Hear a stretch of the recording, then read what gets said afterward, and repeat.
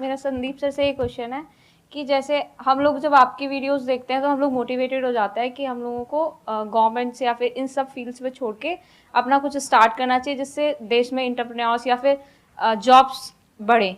फिर हम लोग देखते हैं आप लोगों को कि भाई यूपीएससी में एक ऐसी पावर होती है जो हम करना चाहते हैं वहाँ पे हमको डायरेक्ट पावर मिलती है। जैसे कि मैं अगर एजुकेशन के फील्ड में कुछ अच्छा करना चाहती हूँ तो मेरे पास डायरेक्ट पावर होती है कि हम लोग वहाँ से कर सकते हैं।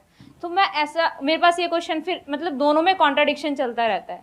ना ना, कॉन्ट्रडिक्शन नहीं चल रहा है ये। इसे कॉन्ट्रडिक्शन नहीं कहते, इसे कंफ्यूजन कहते हैं। मतलब एक गोल होता है ना, या फिर एक मतलब हमारे पास एक टारगेट होता है कि हम ये काम करने के लिए यूपीएससी में जा रहे हैं।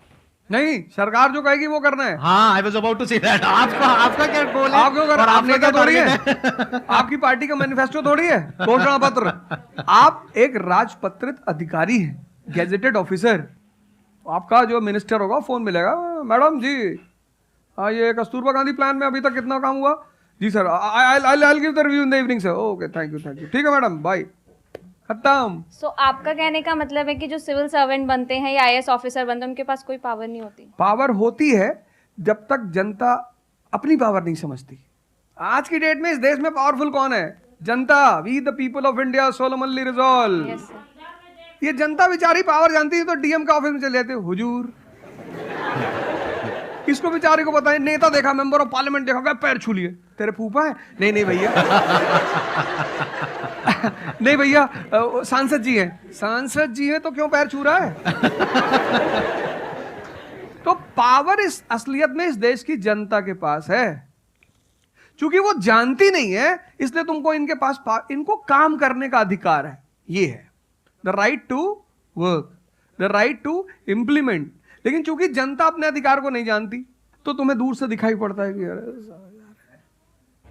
आप बेटा कंफ्यूजन से बाहर आओ, ठीक है? और ग्लैमर मत देखो। आप बेसिकली पावर नहीं देख रहे हो, आप ग्लैमर देख रहे हो। आपको जो करना है उसको डिसाइड कर लो आप, और उस रास्ते पे आगे बढ़ो कि आप कल किसी भी फील्ड के मुकेश अंबानी बन जाओ, अडानी बन जाओ, वॉरेन बफेट बन जाओ, बिल गेट्स बन जाओ।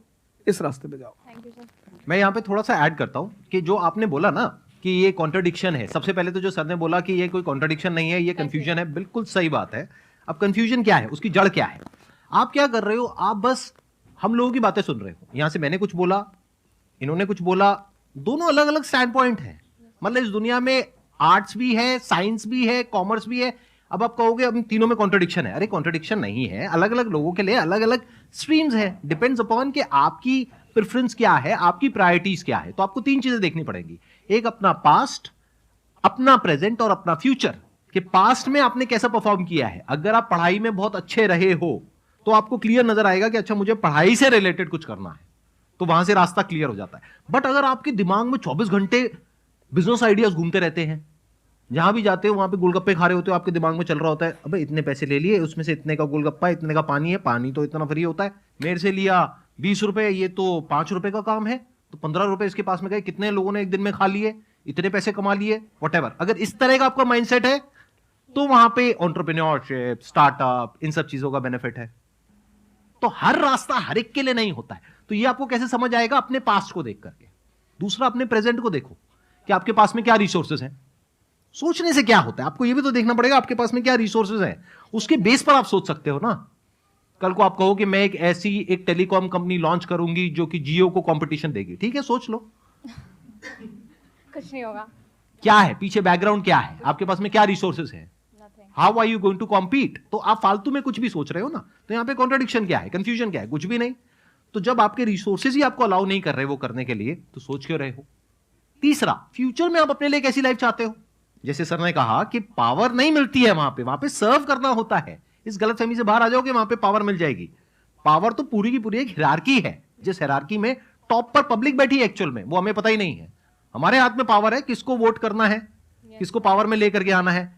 फिर उनकी पावर के अकॉर्डिंग आगे पावर का डिस्ट्रीब्यूशन होता है, पॉलिसीज का डिस्ट्रीब्यूशन होता है, फिर उसको इंप्लीमेंट करना होता है। तो आपको देखना है कि आपको एग्जैक्टली लाइफ में चाहिए क्या है। कि अगर आपका माइंड है बहुत ज्यादा क्रिएटिव, कि आपको हमेशा दिमाग में आइडियाज घूमते रहते हैं कि कुछ अजीब करना है, कुछ अलग करना है, ये करना है, वो करना है, तो फिर वो रास्ता आपके लिए नहीं है। क्योंकि वहां पे आपके पास में पावर नहीं है, रिस्पॉन्सिबिलिटी है। But once you go in the entrepreneurship space, वहां पे रिस्पॉन्सिबिलिटी नहीं है, वहां पे पावर है, क्रिएटिव। Power to create. अब आपको देखना है कि एट द एज ऑफ 42, 48 आप किसके जैसा बनना चाहते हो। अगर एक टीचर बनना चाहते हो तो ये रास्ता है। उसके अलावा जिन्होंने यूपीएससी को क्रैक किया है उन लोगों का आप लाइफस्टाइल देख सकते हो। वैसे बनना चाहते हो, बहुत बढ़िया। मेरे जैसा बनना चाहते हो, बहुत बढ़िया। किसी और के जैसा बनना चाहते हो, बहुत बढ़िया। बट किस बेस पर? अपनी पर्सनालिटी को देखो ना, क्या